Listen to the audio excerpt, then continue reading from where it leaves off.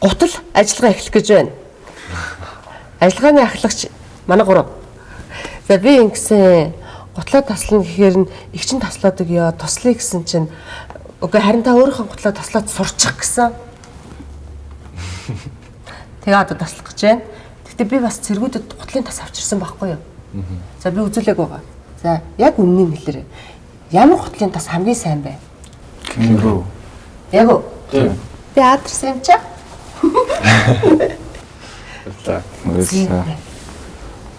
Тэгэд бүр гайхмаараа хөө.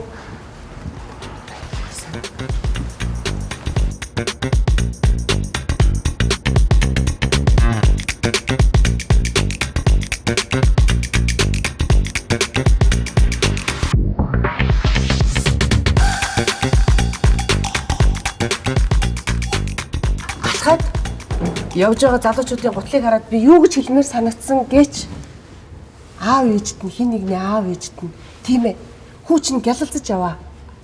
Гутал нь бас гялалзаж яваа. Жигтгэн алхаад зэрэгц командаар жаргаж яваа гэж хэлмээрсэн.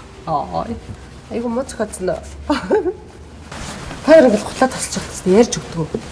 Нэг цэрэгт явахаас өмнө яг нэг жилийг алдна гэж бодчихсон байхгүй. Алдна. Тий. Нэг жилийг үү? Тий. За. Тэгсэн чинь харин цэрэгт айгүй олон юм сордог юм байлээ. Тэгээд цэрэгт яваг бол баг илүү цаг хугацааг алдах байсан юм санагдсан. Хөө бүр одоо баг юм сурахгүй тий. Тий. Зориггүй.